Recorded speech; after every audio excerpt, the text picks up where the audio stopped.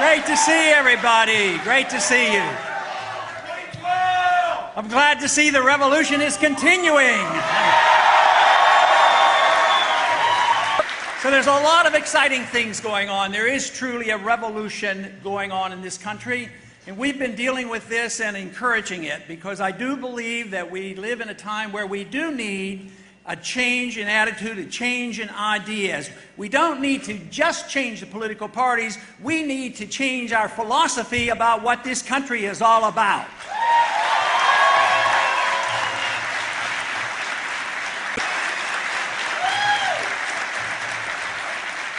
This week I was scheduled to be on a financial program. I've been on a few of those lately, talking about things like the Federal Reserve and a few other things.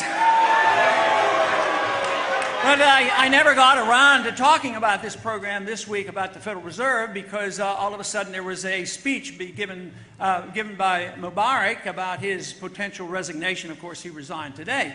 So that was the subject. But a lot of people now say, what should our position be? What should our position be about finding the next dictator of Egypt? And I would say, we need to do a lot less, a lot sooner, not only in Egypt, but around the world.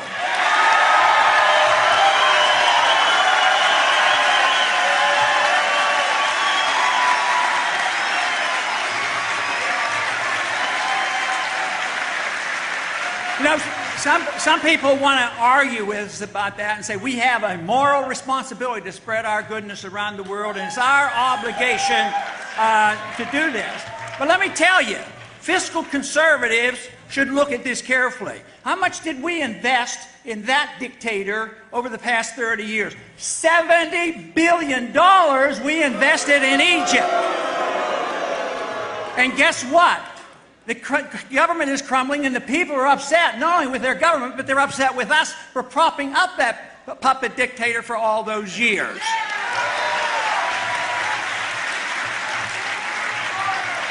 Now, to add insult to injury, where do you think the money went? To Swiss bank account. That family, the Mubarak family, has 40, 50, 60 billion dollars, nobody knows, stashed away in other countries, other areas of your money, and that is true. Now, you know, it used to be that conservatives were against foreign aid. I'm still against foreign aid for everybody.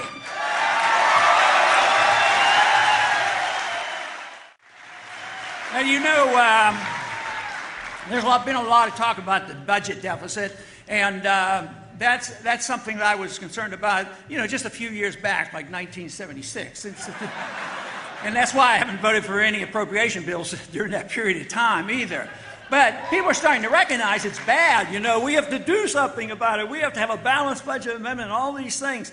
But, you know, unfortunately, even in spite of the improvement in the Congress right now, we don't have the votes, which is tragic. It's going to continue. And we're going to continue to bail out. We're going to continue to spend the money. Nobody wants to cut. I'm sure that half the people in this room won't cut one penny out of the military. And the military is not equated to defense. Defense spending is one thing. Military spending is what Eisenhower called the military-industrial complex, and we have to go after that. But let's say government, as you all, I am sure, would agree, is out of control, and it's very hard for us to get a handle on it. So let's say we even theoretically, and a miracle happened, and we balance the budget where we are today. It would be still a disaster because we're spending too much money. But it wouldn't change a whole lot. When a crisis comes, guess what happens? Guess who does the bailing out? The Federal Reserve used $4 billion to pass out without congressional approval, and most people say, oh, well, that's the Federal Reserve's job to do that. No, it is our job to check up and find what the Federal Reserve has done, audit them, and find out who their buddies are that they're taking care of. The Federal Reserve creates money out of thin air. They can loan to banks, central banks of the world, to other governments and international financial institutions, and we're not even allowed to know. They resent the fact that when I ask these questions that they don't have to give us information. That's why the bill to audit the Fed is the first step to ending the Federal Reserve.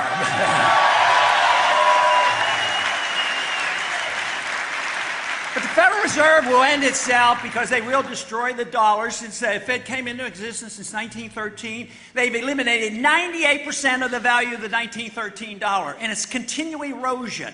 They pumped up at first when the crisis hit $1.2 trillion, another $600 billion, and believe me, there is an economic law that says you just can't continue to do this. So Congress has a responsibility. They should cut back, but Congress has a responsibility to protect the value of the currency, and that means that we have the moral and the legal authority to put checks on the Federal Reserve System.